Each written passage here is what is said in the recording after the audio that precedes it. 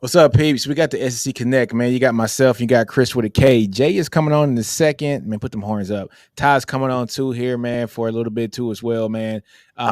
Look, man, today we're gonna do just a week one preview, and Mhm. we're gonna talk about probably the three most important and probably impactful games in the SEC this week. We got Okay. Texas A&M versus Notre Dame. Who else we got? Chris, LSU, USC, Yes, sir. and Georgia, Clemson, right? Yes, sir. Yes, sir. Yes, sir. Let me, Nick. Before we get started and all the rest of that stuff, people like, subscribe, do all of that to the SEC Connect. We are here, people. Texas OU, we are here. NWO status, NWO type of time. We in the SEC now. So, people, this isn't just us commentating anymore. This isn't us just us commenting. This is us full fledged deep in that thing. You know what I'm saying? Deep in that thing. Let me say it one more time. Deep in that thing. We in the SEC now. So definitely like, subscribe, and share because whenever we get a full house with Ty, Jay, and Steven, oh, it's going to be some magic. It's going to be some magic, baby. So yeah, definitely like and subscribe to the channel, y'all. Hey, Chicken comes in with the first comment. Nino, my twin 10 special brother from down south. It's time. It's here. Oh, do I need to donate so Steve sees his barber? Man, get off Steve, man. Steve can't make it tonight, man. He can't make tonight. He's at a work like dinner tonight, man. So he can't make it, man. But it is a good one, though. Chicken also says, I'm working on Michigan, Texas tickets. I'll be the only person in all Sooner gear. Hey, Chris, this funny thing, man. And so, like I got a job and my job has me everywhere. Has me in Tinker down in OKC, has me in Yeah. Alfred up in Nebraska. But all the folks that, I work with in Tinker, of course, are Oklahoma fans, right? So, oh man, you got to see our meetings, bro. Our meetings is something stupid, crazy. It's a whole lot of those two sorry ass words that like y'all use and them hookums. Boomer. Boomer.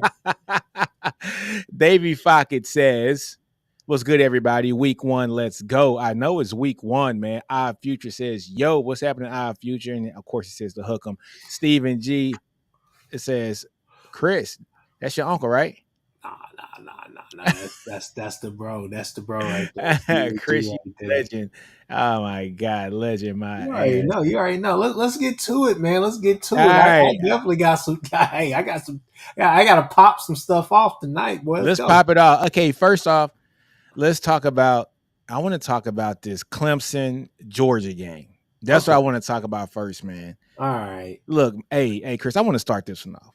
Because Okay. this was kind of like tugging at my heart a little bit because of what my team experienced when our coach kind of didn't want to go with the times, right? Dabo Sweeney is kind of reminding me right now of Mac Brown after he lost the championship game, where it is chasing what's hot, but not chasing what beats him, but not adapting to what is best for his team right now. Right? You're seeing Dabo not use the portal. Right? You're Mhm. seeing Dabo be so against so many things. NIL is probably not a big thing in Dabo's eyes either. Name, image, and likeness of God. That's what he says, right? And Yeah. so I look at Dabo Sweeney and Clemson probably taking another step back this year. They've taken step backs here for the past couple years. The only saving grace that he has is unlike the Big 12 of yesteryear, the Big 12 was pretty strong at that time, right? You had Texas was coming off of losing the championship. You had OU, Baylor with the Art Browse, right? Everybody can talk about Baylor all you want. Baylor with Art Browse was a problem, right? You had the Pat Mahomes who was at Texas Tech. You had good teams in that league. Uh, the the the gift and the curse for Dabo is in a conference that is weak, and he doesn't really have a lot of competition around him, so he can really out talent people in the ACC. What you think about Okay. that? Okay. No, I disagree with you on that. Go ahead. I thought where you were going at with what you were saying was that the ACC is the old Big 12, or No, kind of the well to compared to those teams, it kind of is in a sense simply because the ACC this year, even though it seems to be top heavy, they can still cannibalize themselves. I mean, there are a number of teams that on any given Saturday could go and get a surprise W. I would but I I would think that's because definitely. the conference is weak. Well, That's no, why. exactly, exactly. I'm not trying to say it's a great conference, but I'm saying that it's a toss up. Florida State getting beat by Georgia Tech. By the way, people, I did pick that game, Oh, we but got Georgia we got. Tech, Georgia Tech beating Florida State. That kind of shook the ACC world, right? Simply because that's letting you know a lot of teams are on even par, or excuse me, on even keel. One of the biggest things that's been pointed out about Dabo Swinney, outside of the fact that he's not using the portal, right, or kind of Mhm. adapting to modern times with NIL, is the simple fact of he doesn't have the talent, or the, as Nino's corner has termed the phrase, right, that generational talent. He doesn't necessarily have that. And then another thing is that some of his best developers are now coaching at a school that I'm pretty fond of. You know what I'm saying? You can Mhm. keep the train going and you can keep the wheels from falling off, but that doesn't mean you're going out there. You can go get a damn Lamborghini and have that, but you're still putting Pirellis on it at discount tire. You know what I'm saying? You're not putting the low profiles. You're not You putting got the works that on boy it. got the You know. Walmart tires and Lambo. Yeah. So I'm not hating. I'm not saying that, but I talked to a guy in the space a few years ago, and he said you guys are going to see exactly why we're not worried about Venables leaving. I was like, honestly, you guys should be worried that Venables leaving, but enough of that. Point blank period is this right here. I don't necessarily know if they're talented enough on the perimeter, but from what I've been advised by ACC folk and by other just podcasters like myself, is that this should be the year, or this could be the last year that Dabo really could can sit at the table and feel comfortable, like he has a team that can really go out there and compete for something, possibly a championship. You So think so? I'm not really sure. I don't think so. I like Klubnik. I like the Garrett Riley grab, but you got to let them actually work. And I think that defensively, I think you're going to be fine. But that 3-3-5, they still have the talent from people that they've recruited in the past. I mean, they still have talent on that Oh team. yeah, they got plenty of talent on the And team. most of it's on defense. Offensively, you're saying, hey, can Westco and can and like Antonio Williams, do they have any other wide receivers that are going to be able to step up? Because Georgia's a great matchup because it's a litmus test for everything. But Don't do also, I think Georgia's what 14 points up on the that. I spread. think so. I think so. Let me So check right quick. I mean, I don't know, man, but just from a philosophy standpoint, I think that's where we're really getting at with Dabo. If he's going to be stagnant, then so is Clemson, and that's what you've seen these past few years. And I don't think that Clemson's going to just bounce back like that, because I think the ACC is full of teams that are capable of beating them on any given Saturday. I really do. Yeah, I think Georgia's gonna put paws, hand, feet, and paws on Clemson, and I don't think it's gonna be pretty either. I just think Georgia. Look, man, I read a stat the other day that Georgia has 7 offensive linemen that NFL scouts believe have 8+ year careers.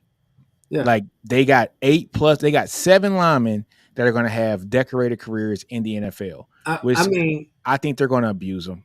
I, I I, I mean, just I do. I think that the game could potentially be a woodshed. I think it should be a woodshed. I mean, obviously, I'm going to take Georgia, but my question is simply this: if Ty Hayes was on here, Ty would tell me, "Oh, you're wrong, Chris," because they do have those type of guys. You lose Brock Bowers, and then you lose your safety valve, who's Mister Everything behind Brock Bowers and Lad McConkey. I don't know. I got to see it. You lose the Raw kid. You got Evans, who we wanted to be at OU, but we get to see a full palette, right? Do we get to taste the full palette this year, or are we only working with that $10 wine that we can buy from Walmart, right? I don't know why Walmart. Please don't sue me, but all I'm saying is simply this. All I'm saying is simply this right here is that they've been so reliant on a tight end that is, again, as Nick would say, generational, Yeah, he's right? he's a transcendent player. Yeah, and so I mean, defensively, yeah, they're going to be in games. But my question is do we regress back to the Jake Fromm years, or are we still moving forward in the right direction as far as we're going to be a legitimate contender for the national championship? Because I'm not convinced that Carson Beck can do it without those two. I have to see it. That's just my opinion. It's gonna be interesting, man. I like Delp. I think Delp's a great tight end too. He played well last year. Of course, he's not Bowers. Bowers was Yeah. different. You know what I'm saying? He was different, but Delps is another 5-star guy. I think it was the top tight end in the country coming in last year too as well. You know, so last year was his freshman year, right? So then you got, Carson Beck, who many have, tabbed to be like the Heisman front runner, top 2 or 3 pick in the draft, if not the top pick of the draft. Um, Look, man, I love Bowers. I think he's probably the best tight end, like pure tight end that we've probably seen in the past 20, 30, 40 years, to be honest with you, in college football. He's shattered every record. But I'm just looking at after he got hurt, uh, Georgia still went on to kick butt, man. I'm just gonna be honest with you. They still, I mean, look, he got hurt in what game? Was it the Auburn game or the Kentucky game? Um, It was one of those. No, I think it was he may have been hurt in the can Auburn game, but he Yeah, he finished was the hurt. He Auburn game. finished it. He played in the Kentucky game, Yeah. and I think he was out in the Vanderbilt game. If somebody in the chat knows, please let us know. But Okay, uh, give me another team besides Vandy, please. okay, so let's look at so after Vandy, they play Florida. Yeah. They win 43-20. They Okay, play was Florida a good Missouri. team last year? No, they weren't, but they play Okay. Missouri. They win 30-21. They go play Ole Miss and hands, feet, and paws on the number 9 team in the country, 52-17. They play Tennessee 38-10. These And then they games were play without him. I'm pretty sure that all those were out. I don't think he came back until the Alabama game. Somebody correct us in the chat I could be because wrong. I'm I just could trying to be see. wrong. I'm just trying to see.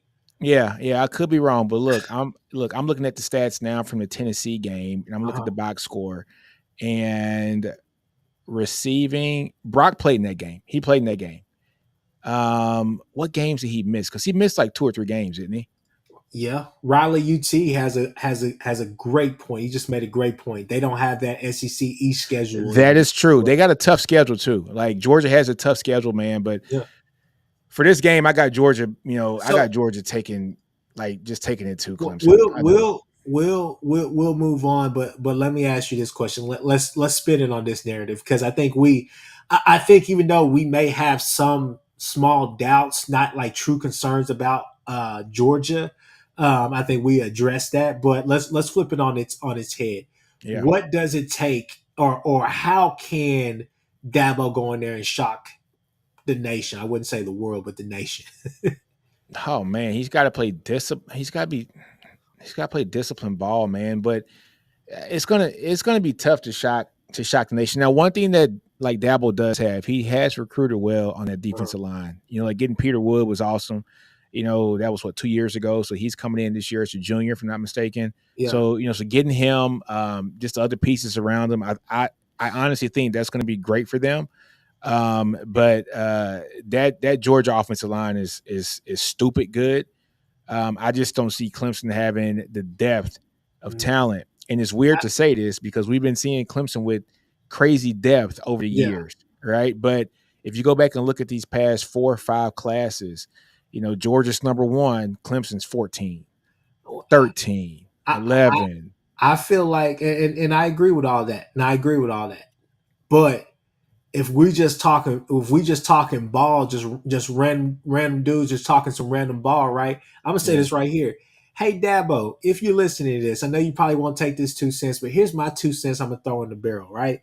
You went out there and got you a coach who you could call a shootout coach. You could win a shootout. You could win if that play calling is humming and y'all got it humming. Y'all can move the chains, use the pass. His offense works. His offense can get you there. Now, granted, we saw what Georgia did to TCU, 2 years ago. Yeah. So I'm not going to sit here and act like that wasn't a real thing and that wasn't his offense. But you have a coach. You have a coach there who can call an offense to the point where, and he may or may not actually have more talent on the offense, or at least weapons. I mean, don't get me wrong, Savion Williams and maybe I'm saying his name wrong. Who's Quentin? Quentin, wasn't it Quentin Williams? Where? At TCU.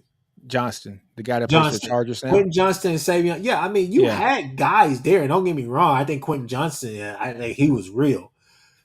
Outside of him, I think you could possibly have better wide receiver core or maybe more weapons. I don't know how you would really phrase that, but regardless, you have what it takes to possibly get in a bit of a shootout with Georgia, to be honest with you. I mean, I think that may be the only way that you could is if you could force that narrative of forcing that game to be a shootout. But that defense is probably going to play lights out, so it could just be a woodshed. That's That's just my my thing. How many shootouts have we seen Georgia have with much stronger teams over the past couple years? yeah. You know, it's not. I don't think it's gonna happen. I'm with Davey Fockett here. He goes, Dabo better start praying.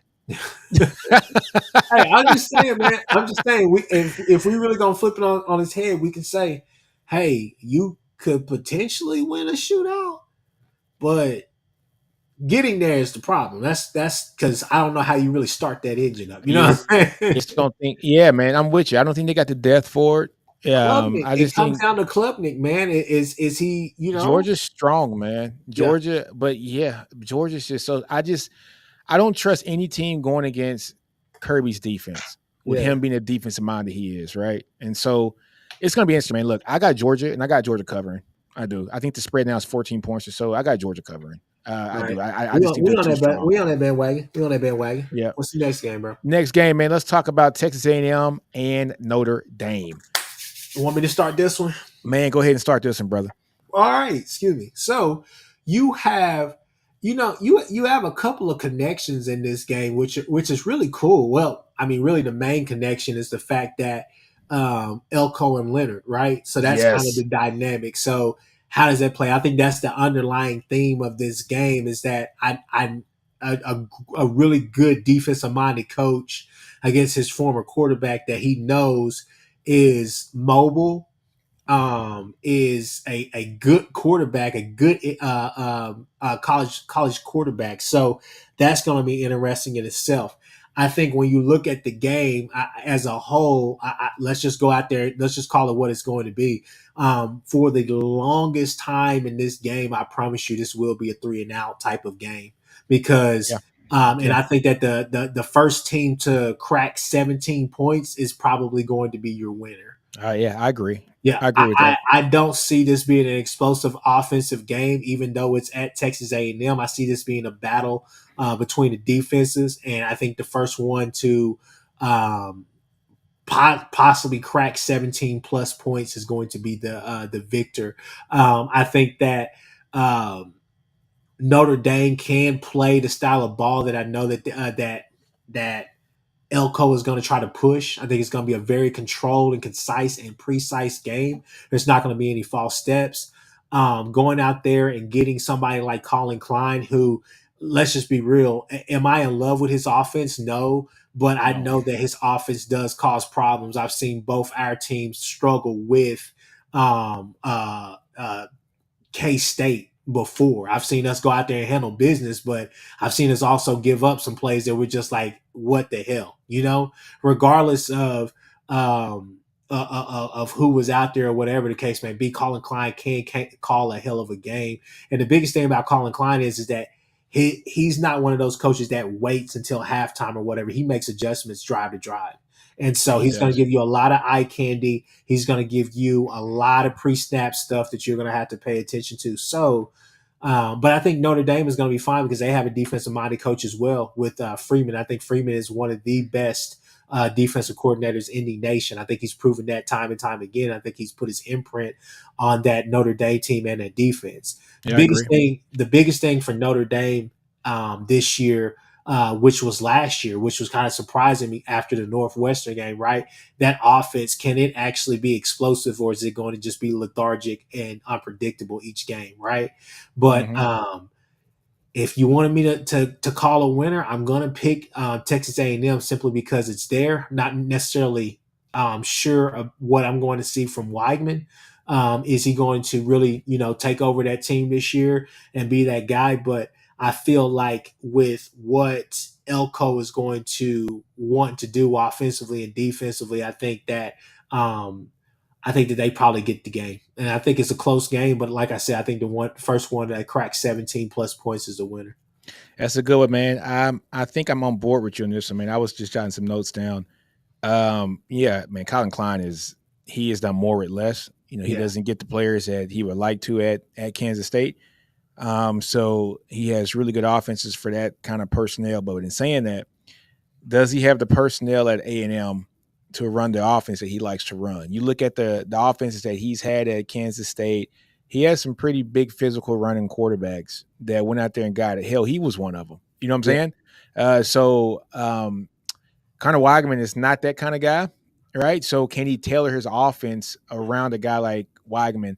But also, Texas A&M's offensive line, man, they need help. I saw a stat today, and it showed that their top 7 offensive linemen, their grades from PFF were they had one of them. I think Bryce Foster was like at a 5, like 5 points out of 100, like 5. Like, that was his offensive line grade. I think like the highest one might have been 50, Yeah. right, which is below average. Um, so I'm not sure if he can implement a great offense with that kind of line play in the SEC. On the flip side, Notre Dame, I read something today. Their starting offensive line only has like 7 or 8 starts between all of them, between the starting 5. Like with Yeah. a true freshman at left tackle, A&M's defensive line is still there is still damn good, Yeah. right? So we know A&M's offensive line is not good. We know A&M's defensive line is good. We know that Notre Dame's offensive line is young Mm-hmm. and inexperienced, but we don't know if they're good or not yet. Yeah. But I do like what you said, man. Being at home, Yeah. having that great like D line, Elko being Elko, which is going to be good for A&M. I got A&M winning this game, close game. I think they do cover. I think it's 2.5 points. Mm-hmm. Yeah, so like I got them on 3 to 5 point win or so. Here is and you just named another underlying theme of the game. Who's going to be more successful at running the ball? Yep, Because we yep. know both teams are going to want to run the ball. I mean, Notre Dame is going to run out there with at least two running backs that are SEC built, right? Mm-hmm. I you very rarely, at least in the time that I've watched them these past couple of years, not just the Freeman era, but even Brian Kelly's era, you didn't necessarily see too many scat backs back there for them, right? Yeah, yeah, Now, the one that they had, they switched him over to a slot receiver last year, right? yeah. So you know that you're going to have some big bruisers back there who can run, but they can take a beating as well and run through the trash very well. So Mm-hmm. I think that's one thing that you do because left tackle being a A true true freshman. freshman. And look, Biggest look thing at with the that. offensive line is hell. Can we even hear? Right? Is that 12th man going to be rocking And it like you will. think it will be? It Right? will. Yeah. It's first game of the season too. It's Yeah. going to be loud. Like I Um, like I said before, and I think I've said this to you and the guys, man, on this channel and on other channels, man. I don't expect Elko to set the world on fire. He could, but yeah. I do expect him to make it extremely difficult to move the ball on that Texas A&M defense. Not necessarily because they have 5 stars or people like this, just because, um, He's a you good know, defensive coach. People don't he's a get good that man. defensive He's a good coach. defensive Yeah, coach. Yeah. it's not going to be a lot of wasted moving out there. Okay, this is not going to be. It's a work in progress, but I mean, it could turn out to be 7-5, 8-4, maybe even a 9-3 at the most, in my opinion. That damn good, simply because it's going to be hard to move on that defense wherever you're at, because they're going to travel as well. They're going to they're do pretty good. Oh yeah. Oh, yeah. I'm with you on that. So look, man, our future says Notre Dame is playing 2 true freshmen and 3 true sophomore on that line. There you go. It's a young line, man. It's a young line. And also, this is a good point here, man, from Raleigh UT. He said Owens is gone. That is true. So Ruben Owens got hurt, and he's out for the season, right? And so I think everybody from the A&M side of the house who I've talked to is I always say that Ruben Owens is going to have a hell of a season this year. Probably the top back this year, 5-star, everything when he came into college, and especially in the College Station. And for him to be gone is a big loss. To couple that with how inefficient that offensive line has been, man, it's going to be Yeah, very, very hard to overcome. But I still got Texas A&M winning this that game. that was your bell cow, but I mean, you said it. You said the phrase before. We've seen Elko do more with less as well. Yeah, So I think he's. I mean, probably hit the portal, or maybe have some guys on there that we don't know about who are not going to be Ruben Owens or have that type of upside.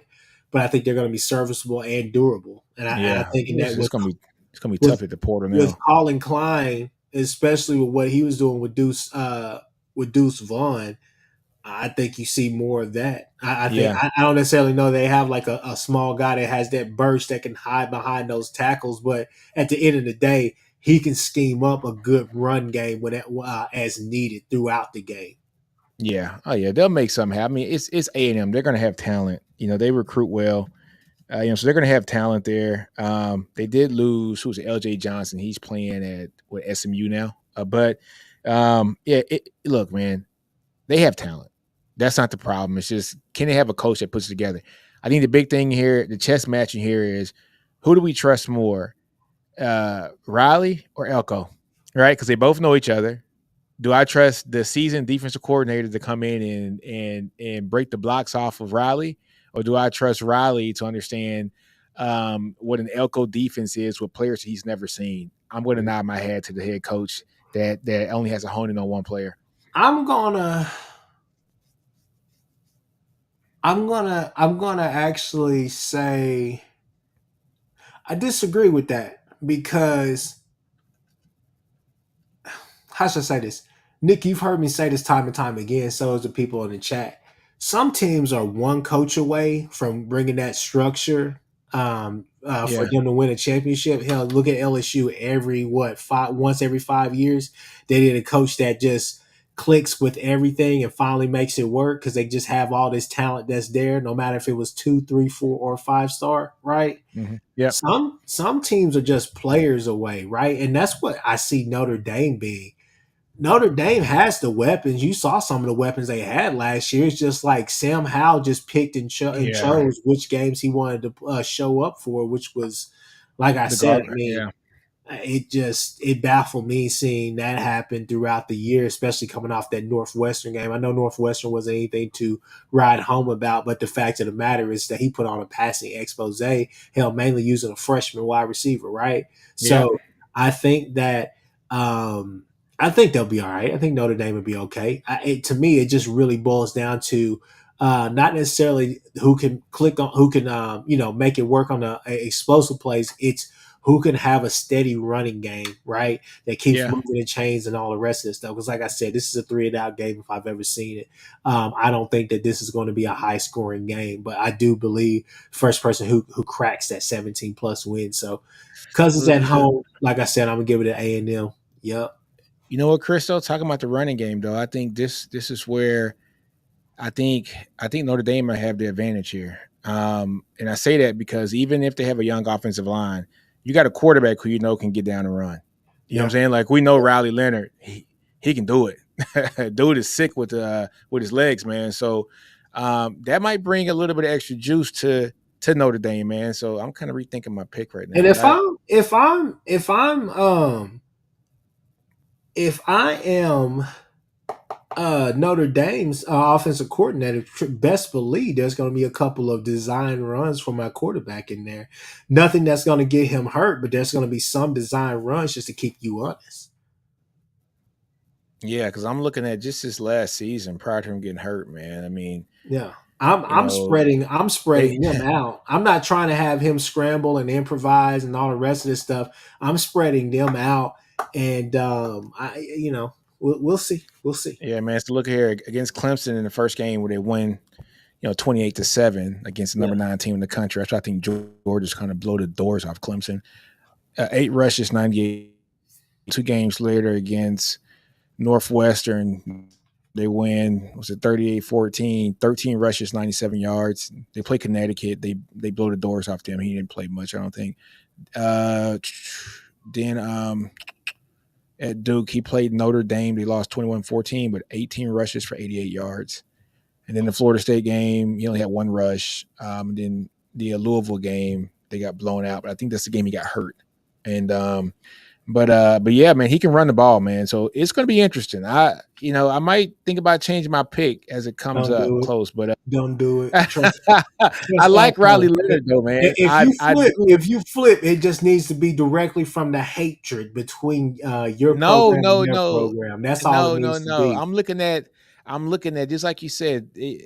Some teams are like one player away, right? Yeah. And put a healthy Riley Leonard on that Notre Dame team last year. What do they do? Now I know it's a different team now because they lost their running back and they lost a few other players, but nah, you're right. A&M got it. I'm Go going ahead. Go A&M. ahead. Go ahead. Go ahead. Go ahead, man. Go ahead. I'm going A&M on this one.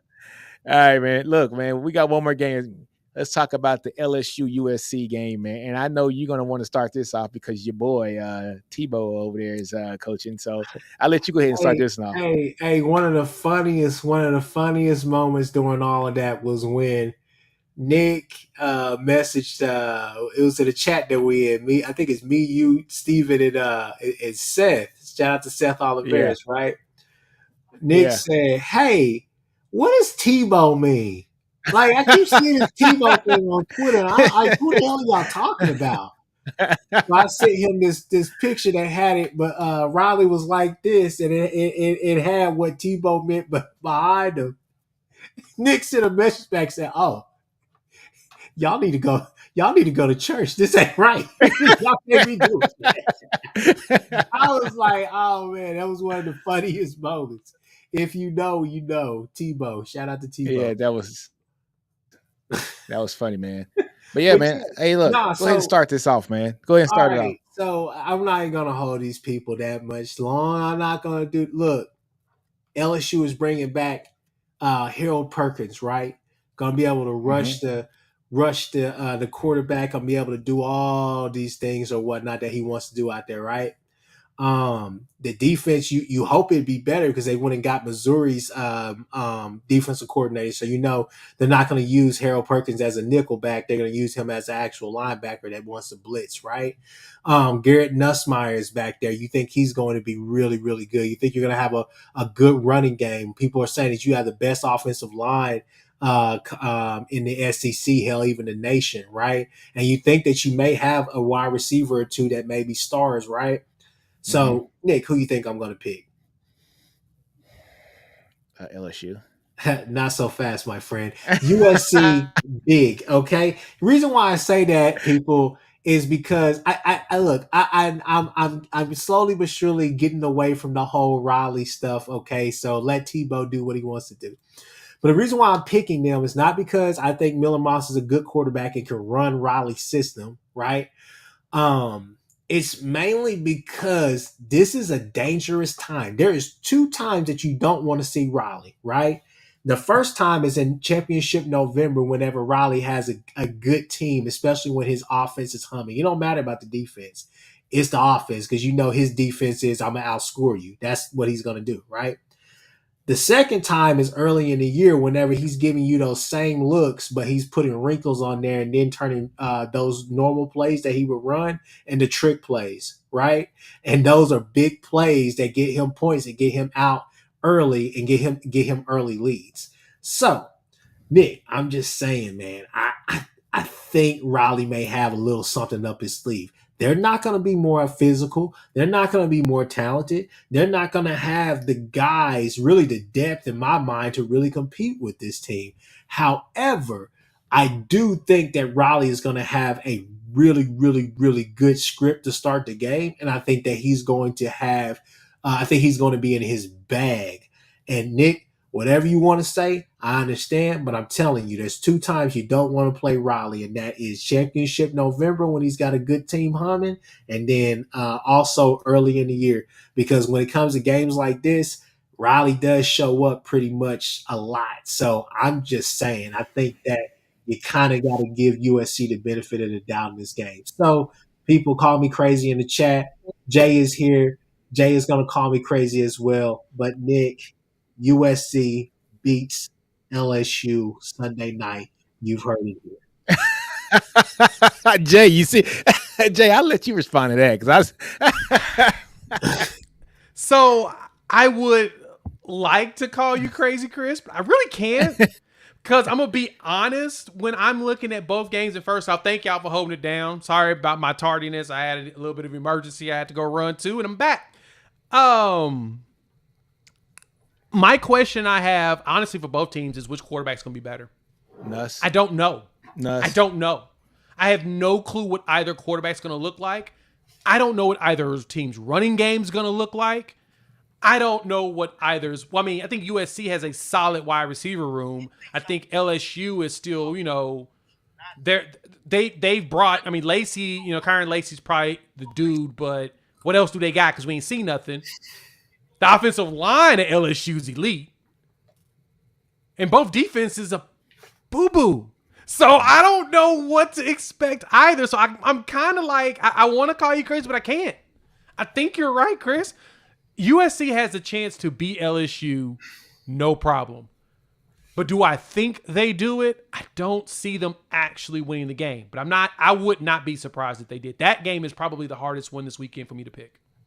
Jay, as I said, and I'll say it one more time before Nick goes.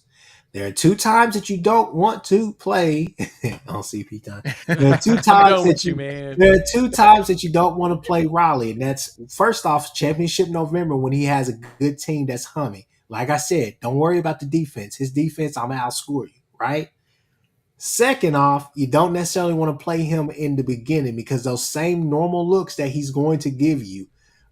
He's going to run. He's going to have either 1, wrinkles in there, or 2, he's going to make trick plays off of that. So I can see them having some really explosive plays to start the game. Now, will it get tight? Yes. If LSU is smart, if Brian Kelly is smart, Brian Kelly, listen to me. Do not go out there and try to make this a track meet. Y'all have better athletes. Y'all have this, but I don't think that you have a better play caller than Lincoln Riley. I'm sorry. So what am I saying? I'm saying be more physical. 3 yards in a cloud of dust. Believe in that. Run the ball. Make it 3rd and 2, 3rd and 3, 4th and 1. Go for it. Do what you need to do. Give yourself a chance to actually go out there and blow this team out. Do not go out there and try to make this a track meet. It's just like basketball, people. Don't go out there and play the other team's tempo or the other team's game. Play your game. You're more physical. I don't know what Nussmeier is going to be like. I think he's going to be a good pocket passer, but he's not going to be Jaden Daniels out there making plays with his legs 9 out of 10 times, right? So you don't have that luxury this year. Supposedly they're tackling in practice up there in California. I don't know what they're doing at SoCal. All I know is this right here. Do not go out there and try to make this game a track meet, because if that's what you want to do, if we're getting in the high 20s or cracking 30s, I'm picking USC. I'm sorry. Well, okay. The only thing I got to say about that is I like Nussmeier, man. I think it's going to be good in this system. I do like Riley picking up, his rivals DC. Bringing in the guy from UCLA was great. He fielded some really good defenses over there. I think they had a top 10 defense in the country last year. One thing that they did do was they stopped the run. Yeah, right? They stopped the run extremely well. They had the 2nd-ranked rushing defense in the country last year, but LSU didn't run the ball well last year, and I don't know if they've changed that enough to run it well this year. Either. So Chris might be onto something. This might be a shootout. Is Nussmeier better than what Riley is going to bring to the table at the quarterback position? We're used to hearing Riley. Yeah, Moss, Nussmeier, right? Miller Moss. Who we got? Yeah, so we seen what Nussmeier can do, but I trust Lincoln Riley's offensive schemes, especially like Chris says early in the season, because he's game planning for this game. This is his Super Bowl for the top of the season, and then I think after the next, after that game, he has 2 weeks where his games aren't as tough. So he's been like planning for this, but so is LSU. Where's the game at, guys? It's neutral Las site. Vegas. Yeah, it's Las Vegas. Yeah, so, which could be a home game for Cali, but LSU fans are going to travel. Yeah, man. LSU because that's a 45-minute flight from LA, right? That's easy to get there, right? And you get direct flights from Baton Rouge or either Baton Rouge or New Orleans, whichever one you decide. You get direct flights. LSU fans going to show up. They're going to travel. They're going to travel. They're going to drink up all of. I'm going to LSU this game, man. I'm going to LSU this game. I think I'm going to trust. I'm gonna trust Kelly over Riley, man. I like Kelly. Kelly tends to show up more, I think, in the bigger moments than Riley does. No, honestly, I think he does. This boy crazy.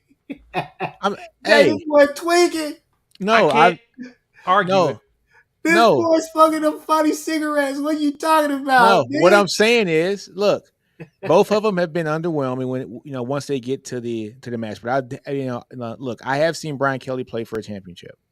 I have. I haven't seen Lincoln Riley do it. I haven't.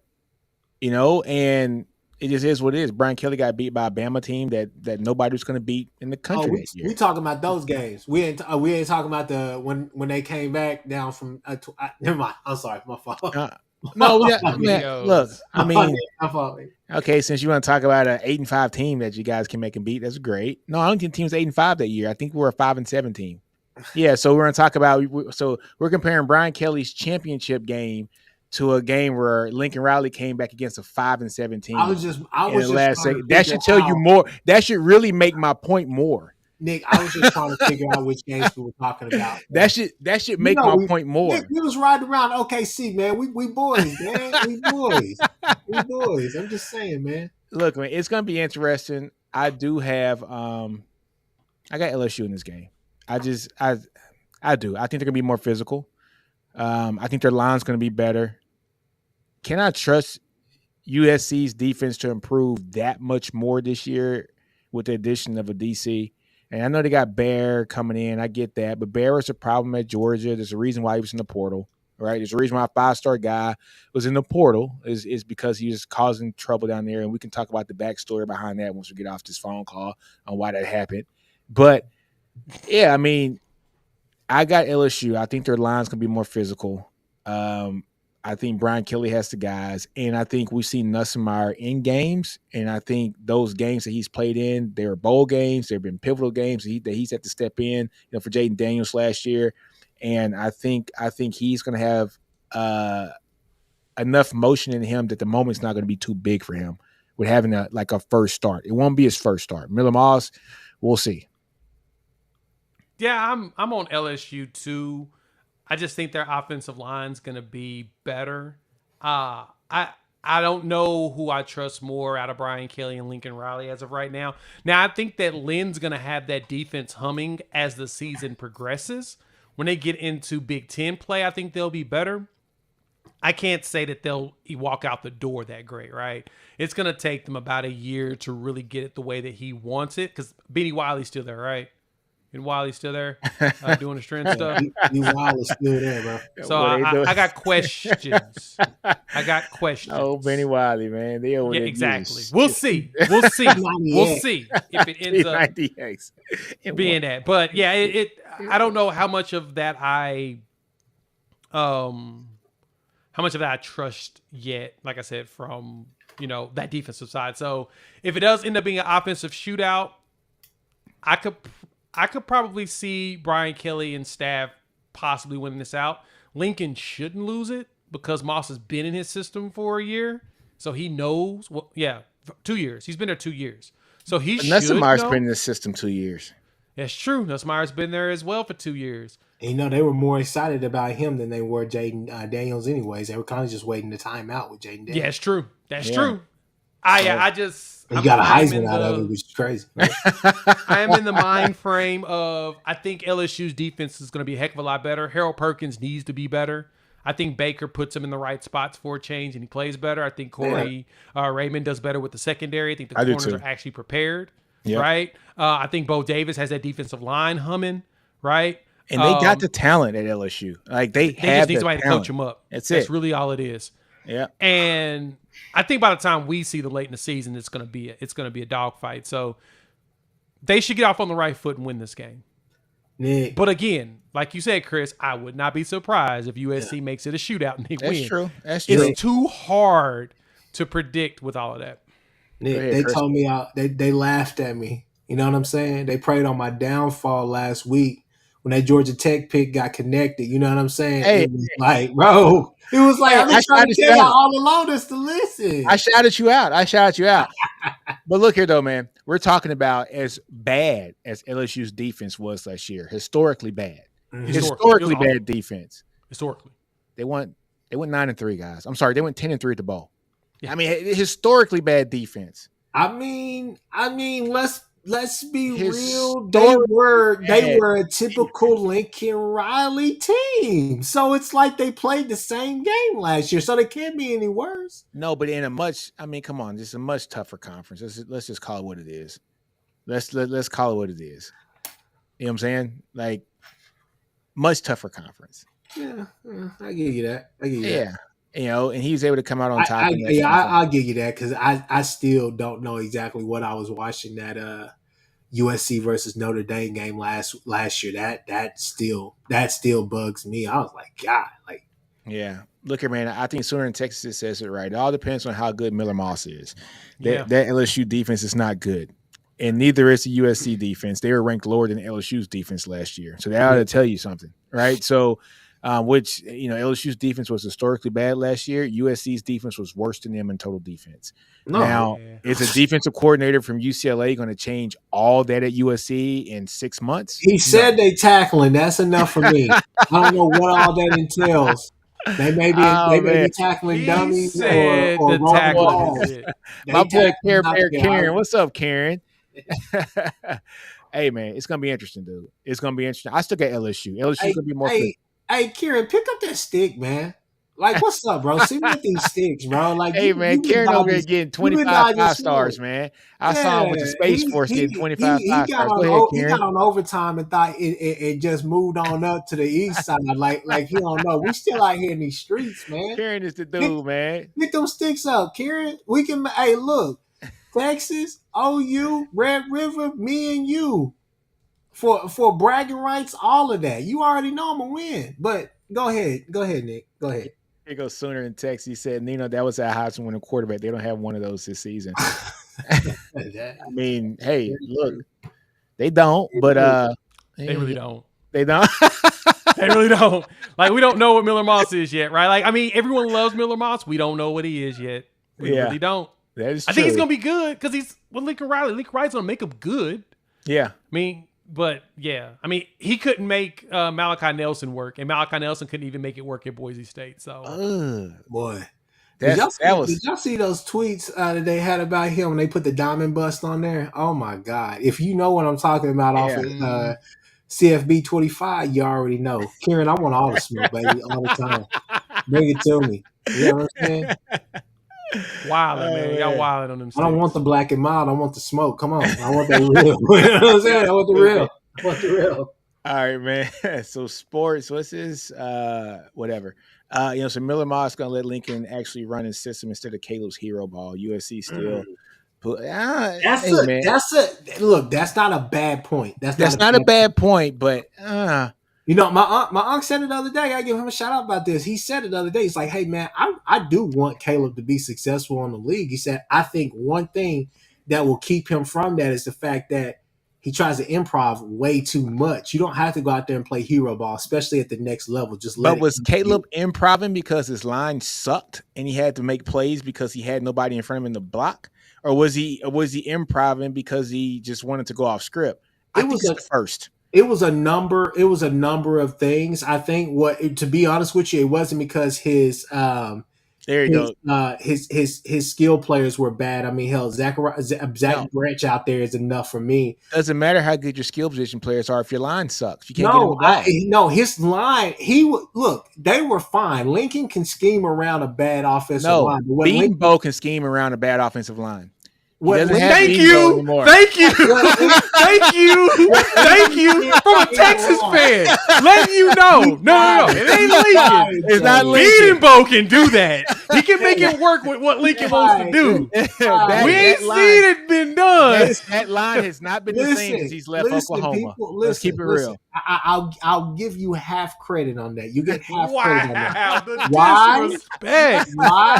Because the running game last year for USC was unpredictable. It was very sporadic because you put your best running back on the sideline and it was playing whoever that number 6 was. But to me, I don't think it was that because I mean, look, Caleb is enough. Caleb can improv, but I don't know, man. It was a number of things, but it wasn't just the offensive line. It was just a number of things, man. Just Lincoln had a really off year, but I've been saying that for the past couple of years. Lincoln hasn't really called a great season outside of probably 2 years ago.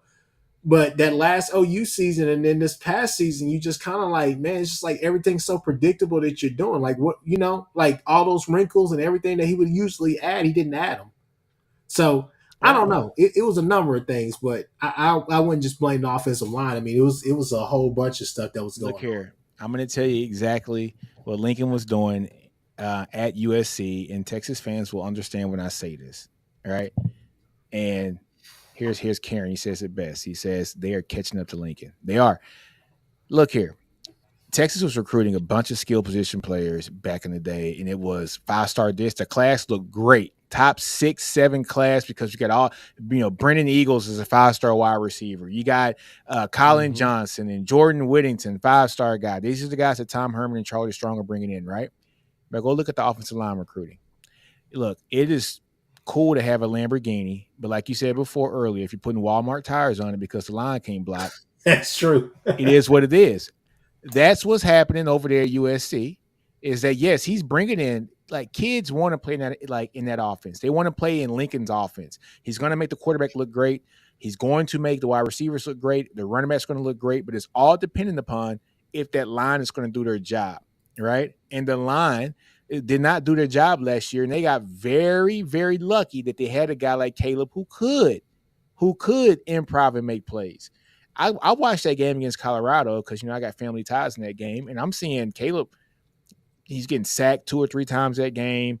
They can't really run the ball really effectively in that game. And this is a Colorado team that won 1 game the previous year and had to build most of their team from the transfer portal. Yeah. So that right there let me know, like, hey, man, there's some things that had to get better with Riley. And he's recruiting great on paper from a top 10 standpoint and all these 5 stars.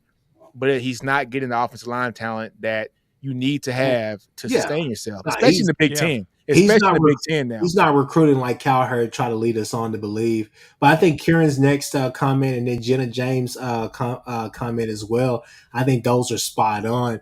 I've said it plenty of times, Jay. When I talk about those blueprint games, I feel like a lot of teams, especially Baylor especially, that second year, that first year and then that second year that Orlando was really chumming down there at Baylor, they exposed that GT counter, man. I mean, it was like they were just running a crash blitz. They had like Pete, whatever how you say his name, that nickel that they had, and they had a linebacker come off the edge, or they were vice versa. One of them was going right there and that A or that B gap, and then the other one just coming straight off that edge, just like, hey, I mean, it is what it is. We know what y'all running. And that's even with a patient guy like Kennedy Brooks back there. So I mean, it was very patient. Yeah, it was very frustrating watching that GT counter not work because Lincoln would not leave it alone. He kept going back to it like he thought, okay, well, I'm gonna finally catch him. No, they were ready for it every time. It's a great comment here from Sooner in Texas. It goes, people caught up to Tebow the minute he put that dry ass brisket out there. Kill Sark to make a brisket, man. I want to see his. Hey, man, Sark, we don't got to make brisket, man. We make enough money, we go buy shit. We live in Texas. We live in the house. I'm gonna get that delivered. We got a whole lot of people out here that make great brisket, man. Well, they're going to buy them hams. Shout out to my boy Pinkersons, man. But yeah, look, man, it's gonna be interesting, man. I got LSU winning the game, though. I got them winning the game. I think that they're going to be more physical on the line. I trust LSU's offensive line better than I trust USC's defensive line. And I think LSU has better playmakers on defense, not coached well. I don't think USC has a player that's even comparable to Harold Perkins on their defense. I just don't. Harold Perkins is going to be a top 10 pick if everything, falls right this year for him. You know what I'm saying? So that's my thing, man. LSU got a lot of talent. They had to be coached on defense. Yeah. Hey, go ahead, Jay. Oh, no. Go ahead. Hey, Jay, real quick, because I know we only have about 6 more minutes on here. You don't have to give an explanation. Just tell us who you got. Clemson, Georgia. Man, that's the other toss-up for me. Only because I think that... Hold on. We gonna toss-up? Let me answer.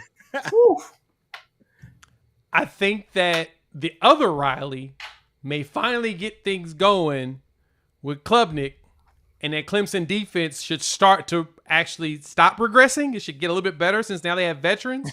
But Georgia wins the game. I'm with Karen. Hey, Karen said Georgia blowing the doors out them boys. They putting now, paws, hands, and feet on them. In all fairness, this is what I said, Jay. I said, hey, if you're listening to me now, Dabo, I'm gonna throw my 2 cents at you. Okay, here's a perfect way that you could beat Georgia. Don't go out there trying to have some slobber knocker and get in a ring. You know what I'm saying? This is Mike Tyson at his prime. Do not go out there. All right. You are not Buster Douglas, right? That was rigged anyways. But anyways, you are not Buster Douglas. Best way to do it, you got a Riley on your team. Shootout. Win a shootout. Force them to respect you. Go win a shootout. Do I think it's going to happen? Hell no.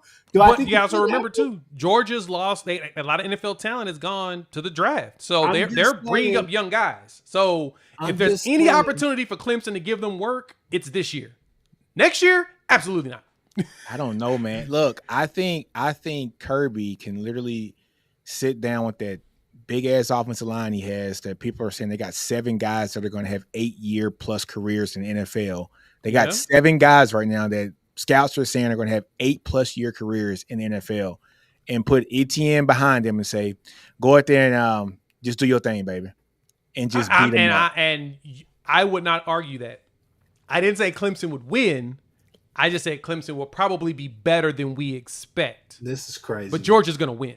I don't think they blow them out. I don't think Georgia blows them out. I think even though it's at home in a way, but we also got to remember that Clemson is only an hour and a half away from Atlanta, or 2 hours from Atlanta. It's not like they're driving that far either, right? They pass through Athens to get there. That's true, so, but even Clemson fans are sour on Dabo now. It's going to be interesting to see what's going on. Yeah, they're sour on him because that winning can cure all of that. What? Yeah.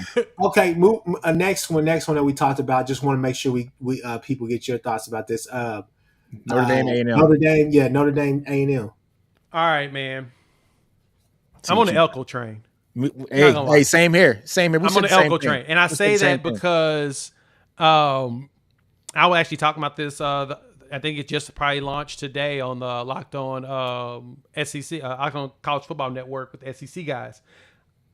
I went through and looked at some of those recruits that's on the defensive side.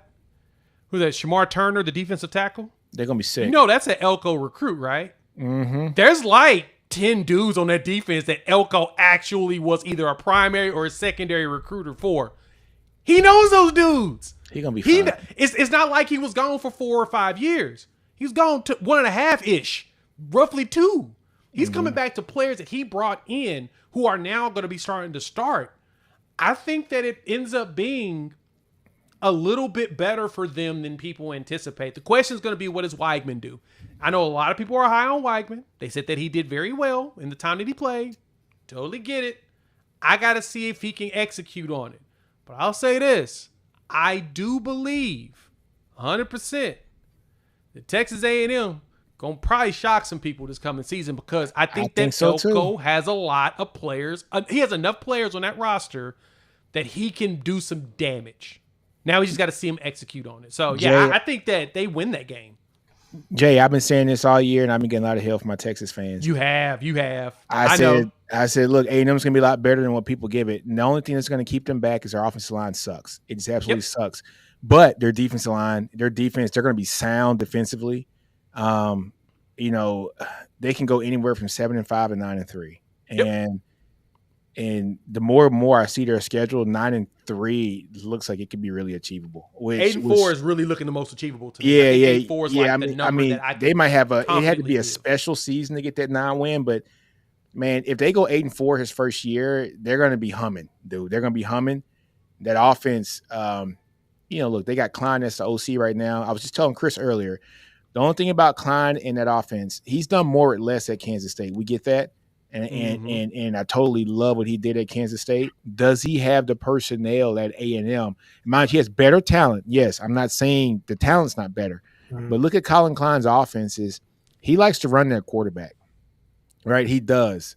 And is Weigman that guy that can be able to sustain the kind of punishment that he's put his quarterback like a wheelhouse? He's not going to run him. I've seen. I know. I've seen different styles I mean, hell, look at the year that when Will Howard actually did show that he had a pulse back there with that offense. I mean, he was running a little bit, but not like you would think. He was actually out there threading the But slinging the that ball, man. fear with Howard was you knew he could run, Yeah, so that's true. it did take somebody, Yeah.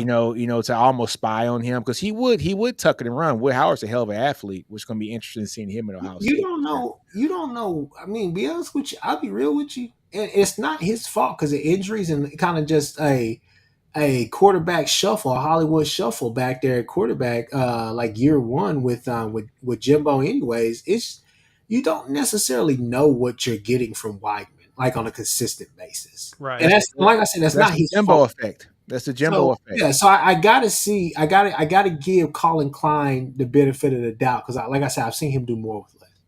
And also, you know, you know, how do I want to say this without sounding bad about Jimbo, but I'm just go ahead and say it. I'll say it. Yeah, so you're right, Chris. We don't know how good Wagman is because Jimbo was a horrible ass coach. He's the coach that ran Haynes King out of A&M, and the fans ran him out of there because they said he sucked. And all we saw him do was go to London and beat the crap out of Florida State and put paws on them. Right? I mean, he had a hell of a game, looked great doing it. Right? That's true. So it's that old adage about Jimbo is he got the money, he sat down on it and he was comfortable and he got content and he didn't give a damn about kind of redefining his offense. So he brought in, Bobby last year, and we thought things were going to change, but it didn't change. He still ran the same crappy offense. And it's going to be interesting. It's going to be interesting to see how Bobby Petrino does things in Arkansas now, knowing what he could have done at A&M last year if Jimbo would have handed over the keys to him. Good point. Leave Jimbo alone, man. Jimbo already. He trying to find that next job, man. He just No, want he ain't. Jimbo chilling. Jimbo enjoying the check. one. I don't You think know, I like don't I think there was said, a he trying clause to in his find that next contract that that said next he Nah, had to get another job. no, he's good. And uh, even if he gets another job, there's no offset. bonus Yes, right. He's still loaded. He there's no offset. He's just enjoying life. Jealous. bonus game. Do we want to Here you talk go, about? Texas. Uh, You right, Soda. Yeah, hey man, you right, man. Screw Jimbo. Go ahead, Chris. hey, do we want to do a bonus game? Yeah, let's do one quick one. We could do Florida, Miami, or we could do Colorado, the Colorado game. Florida, Miami, Colorado versus North North Dakota Colorado Dakota State. State State. versus Texas. Yeah, Oh no, No, no, no, no. yeah, no. It's Florida, Colorado Miami, versus North baby. Dakota State. you know what I'm doing, Nick. You know what I'm trying to do. Shut up.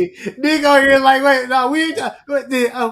I'm really thinking about Colorado because my cousin plays on the team, so I'm really going to watch the game like heavy No, I'm gonna I tomorrow. watch knew that that game would throw too. you off. I knew Yeah, that but would yeah, throw you you was like, off. what? Huh? Yeah. So, anyways. Colorado State. Nah, Miami, Florida, man, that is going to be an interesting matchup because I think we all maybe I can speak for you guys and just kind of say, hey, look, spoiler alert, I think we all probably pick Miami, mainly because of Cam Ward. Yes. I think that I think now, Nick, what I say about Mm, the Texas A&M and Notre it's, Dame game. it's This is gonna a be 3-and-out good. game I've ever seen. I can see this being a 3-and-out game. I can see them making it hard at the Swamp to move the ball here and there. But I think that there are going to be some really explosive plays. I think Miami has to find another receiver that can step up outside of the Restrepo kid or whatever his name is. I think if they can do that and not rely on Restrepo being the number one target, I think they'll be okay. He is your Wes Welker or Drake Stoops type of guy that can go out there and just make plays. Thought I just plug that in. But anyways, you um, mean you mean that guy you looking for a job today? hey, practice squad, right? All you need is a chance. Anyways, so yeah, no, I This mean back to the guy. point. Why you hating Miami, on why you hating on Drizzy, yeah, man? he's a hater, bro. National born hater. But no, Miami. Be it all serious, all jokes aside, I think Miami. To me, right now, Miami is the better team on paper. Got to see it on the field. Got to see Cristobal step out of the way of his team and let his team actually go and do their thing. So that's going to be an interesting kind of story that develops or unfolds over the year, as the year goes. Excuse me. But I mean, Florida, man. Look, contrary to belief, And I wish Steven was on here because I'd hit him with this. Graham Mertz didn't play that terrible. He didn't play bad. Hey, he wasn't Look, bad. Graham Mertz Look isn't here. awful. No, he wasn't the problem. He didn't play bad. He wasn't hey, the problem. Chris, you missed last week's episode. I sat on here, me, Steve, and Jay. I was like, Graham Mertz, I'm sorry. You played pretty damn good last year, big dude. I can't hate on you. I can't hate on you. So, in saying that, man, Nick was a defender. I will say. Look here, man. They could beat Miami next week. I mean, like this week, they could beat Miami. I would not disagree with that at all. It's a toss-up, man. This is a toss-up. And I know people are like, oh, look, Miami got Cam Ward. Miami still has Chris Bosh, their coach too, who can't coach himself out of a wet paper bag. But which is also a fair assessment. So it's going to be interesting, man. My only thing is Florida has to get off to a hot start because if they don't, they're going to get murdered in those last 5 or 6 games. With Georgia, Texas, LSU, Ole Miss, and then Florida State. But Florida State, I mean, I shouldn't say nothing about Florida State anymore. But but Florida, hey man, Florida could beat Miami. They could beat them. I can see it. I think that Miami's talent's better, and I do believe that Ward is better than Graham. You gotta. I think what it boils down to is for me, and trust me, I'm not a Florida fan. Don't necessarily follow Florida football like that. Now they've been excited, especially about this class, right? So they've been excited about this, and maybe mainly because of Lagway, right?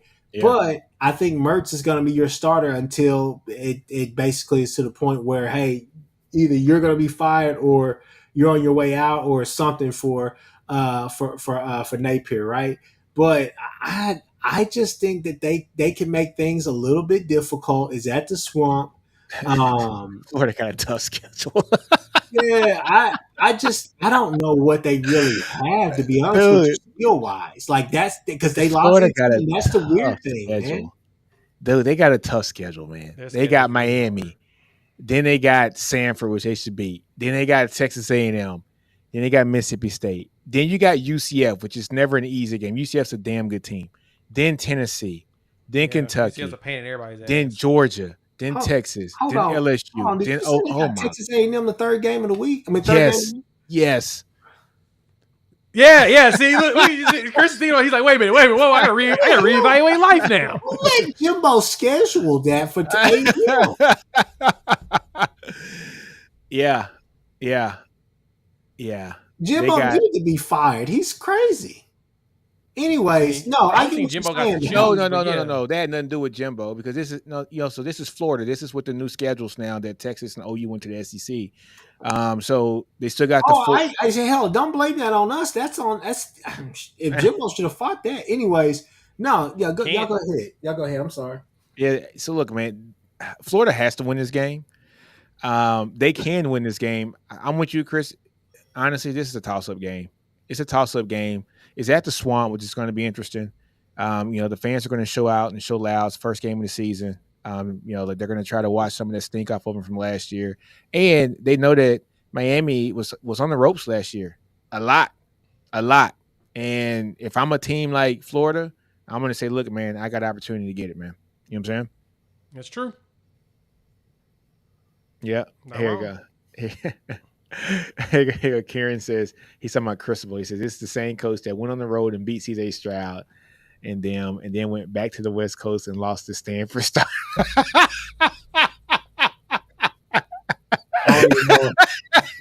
I saw that and I said, "Oh, I don't know what to say." I mean, he wasn't wrong, but he had to say it. Oh man! On that note, man, look, it's 9-10, bro. We done went through a few games, man. Look, man, like, comment, and subscribe. Next week, we're gonna have the full cast. Next week, man, we're gonna have the first week of a ball. We'll be talking SEC ball the first week, full week, and to see how these games go. And like, comment, and subscribe to the channel, folks, man. Bleacher Report. Bleacher Report. Oh yes, the Bleacher Report. We're on Friday, right, Jay? Is it Friday? Friday 11 Central, 12 Eastern. No, I thought it was 12 Central, wasn't it? It may be 12 Central. I don't know. We'll get a confirmation email probably soon. But I know with the email, it said 11. The email said 11 Central. Okay. Well, that's the case. I think the first one did. So Okay. We'll say 11 Central. Bleacher Report app will have the college football roundtable prediction show that we did last year, but we get a full season now. You get And a full now season. Ty doesn't have to cheat and win like he did last time. Kidding. Hopefully Ty's listening because I'm gonna tell him he cheated again anyway. That will be the bit the entire time we do this show. Guys. What's up? Colorado State does the impossible Saturday. Man, shut up. All right. Colorado State -4. Child, please. Yes, 12 Eastern, 11 Central. 12 Eastern, 11 Central. 12 Eastern, 11 Central. And then following all Texas games, you will see me on the Bleacher Report doing an individual stream for Texas football. Nice. Congrats, Nino. So 5 minutes after every Texas game, you'll see me doing a podcast. Well, not a podcast, but a live stream about Texas football and how the game went. And so it won't start against Colorado. It starts against Michigan. So oh, man. I can't wait for this, baby. I can't wait for this, baby. All right, man. But, hey, we got to head out, man. It's good talking to you guys. Salute to you guys. We out. Deuces. Salute.